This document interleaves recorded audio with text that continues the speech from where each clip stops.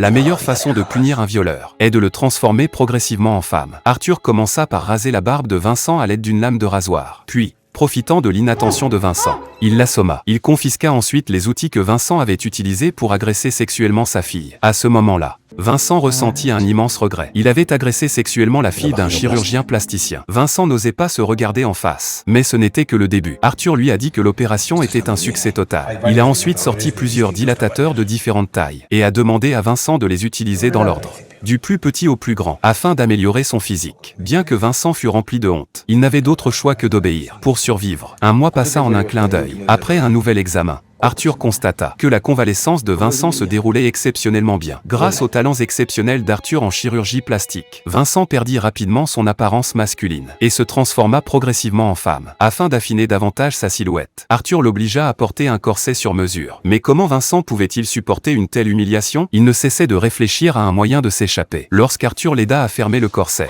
il l'attaqua soudainement. Il lui arracha ensuite la clé des mains. Mais il n'avait pas pensé qu'Arthur avait une clé à distance. Voyant son dernier espoir s'envoler, Arthur s'approcha de lui avec un pistolet. Dans un désespoir extrême, Vincent choisit de se suicider avec un couteau. Mais Arthur n'était pas seulement un chirurgien plasticien professionnel. Il était également un chirurgien exceptionnel. Vincent survécut après avoir été sauvé. Afin de mieux s'occuper de lui, Arthur engagea une nounou spécialement pour lui. Peut-être parce que la nounou ressemblait à sa mère. Vincent ne résista plus. Mais il ne savait pas que la nounou ajoutait chaque jour des sédatifs à sa nourriture. La présence de la nounou permettait que tout se passe bien. Mais de manière inattendue, le fils de la nounou découvrit accidentellement Vincent dans la pièce ce jour-là. Il attacha sa mère avec une corde, puis trouva la chambre de Vincent, et lui infligea les mêmes tortures qu'à la fille d'Arthur.